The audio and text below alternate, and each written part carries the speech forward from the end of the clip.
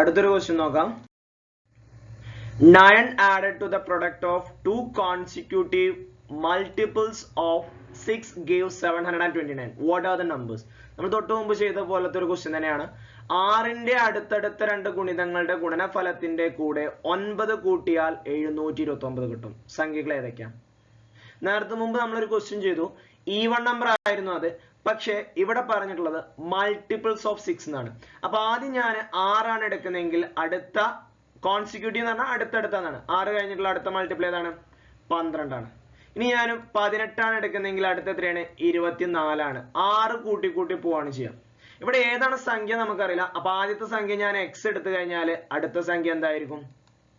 അടുത്ത 6ന്റെ ഗുണിതം എന്താ? 6 ആണെന്നുണ്ടെങ്കിൽ 6ക്ക് 6 കൂട്ടിയാൽ 12, 18 ആണെന്നുണ്ടെങ്കിൽ 18ക്ക് 6 കൂട്ടിയാൽ 24.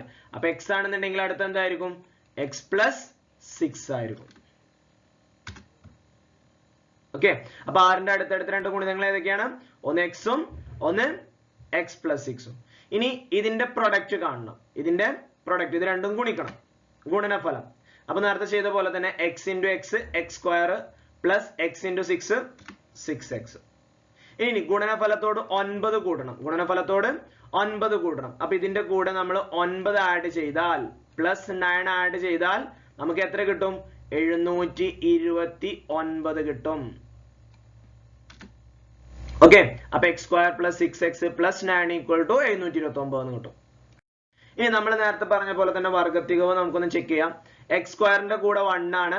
ഇനി എക്സിന്റെ കൂടെയുള്ള സംഖ്യ 6, അതിന്റെ പകുതി. അപ്പൊ 6ന്റെ പകുതി 3, 3ന്റെ സ്ക്വയർ എത്രയാ? 9. അതല്ലേ അവിടെ കൂട്ടിയിട്ടുള്ളത്? അപ്പൊ ഇത് സ്ക്വയർ കംപ്ലീഷൻ അല്ലേ? എക്സിന്റെ കൂടെയുള്ള സംഖ്യയുടെ പകുതിയുടെ സ്ക്വയർ ആണ് ഇവിടെ കൂട്ടിയിട്ടുള്ളത്. അപ്പൊ ഇതിനെ നമുക്കൊരു പൂർണ്ണവർഗാക്കിയിട്ട് എഴുതാലോ. എങ്ങനെയാ? എക്സ് സ്ക്വയറിന് എക്സ് എടുക്കും, പ്ലസ് ആയതുകൊണ്ട് പ്ലസ് കൊടുക്കും, ദെൻ 6ന്റെ പകുതി 3, അതിന്റെ whole square. X plus 3 whole സ്ക്വയറിന്റെ എക്സ്പാൻഷൻ ആണ് ഈ കാണുന്ന X square plus 6x plus 9 എന്ന് പറയുന്നത്. ഓക്കെ, എക്സ് സ്ക്വയറിന് എക്സ് എടുക്കും, രണ്ടാമത്തെ പ്ലസ് ആയതുകൊണ്ട് പ്ലസ് കൊടുത്തു, എക്സിന്റെ കൂടെയുള്ള സംഖ്യയുടെ പകുതി, അപ്പൊ plus 3 whole square equal to 729. ഇനി സ്ക്വയർ കളയാൻ എന്ത് ചെയ്യണം? റൂട്ട് എടുക്കണം. റൂട്ട് നമ്മൾ നേരത്തെ പറഞ്ഞ പോലെ തന്നെ ഒന്നെങ്കിൽ 3ൽ അവസാനിക്കുന്നതായിരിക്കും, അല്ലെങ്കിൽ 7ൽ അവസാനിക്കും. കാരണം ഇതും 9ൽ അവസാനിക്കുന്ന ഒരു സംഖ്യയാണ്. ഇനി 10ന്റെ സ്ക്വയർ പറഞ്ഞാൽ 100 ആണ്. 100ന്റെ മേലെ പോയിട്ടുണ്ട്. 20ന്റെ സ്ക്വയർ എന്ന് പറഞ്ഞു കഴിഞ്ഞാലും 400 ആണ്. 400ന്റെ മേലെ പോയിട്ടുണ്ട്. 30ന്റെ സ്ക്വയർ 400ന്റെ മേലെ പോയിട്ടാണ് 729 ആണല്ലോ. അപ്പൊ 400ന്റെ മേലെ പോയിട്ടില്ലേ? 10ന്റേത് 100 ആണ്. 100ന്റെ മേലെ പോയിട്ടുണ്ട് 729 പറയുമ്പോ. 20ന്റേത് 20 × 20 400 ആണ് അല്ലെ? അപ്പൊ 400ന്റെ മേലെ പോയിട്ടുണ്ട്. 30 പറഞ്ഞാൽ 30 × 30 900 ആണ്. 900ന്റെ മേലെ പോയിട്ടില്ല. അപ്പൊ ഒന്നെങ്കിൽ 23 ആയിരിക്കും, അല്ലെങ്കിൽ 27 ആയിരിക്കും. 23 × 23 ചെയ്ത് നോക്കുക. അത് കിട്ടിയില്ല എന്നുണ്ടെങ്കിൽ 27 × 27 ചെയ്ത് നോക്കുക. അപ്പൊ നമുക്ക് ഇവിടെ X plus 3 equal two plus or minus 27 എന്ന് കിട്ടും. ഇനി നമ്മൾ നേരത്തെ ചെയ്ത പോലെ തന്നെ സ്പ്ലിറ്റ് ചെയ്യാം. എക്സ് പ്ലസ് 3 ഈക്വൽ ടു 27 അല്ലെങ്കിൽ X plus 3 equal to minus 27.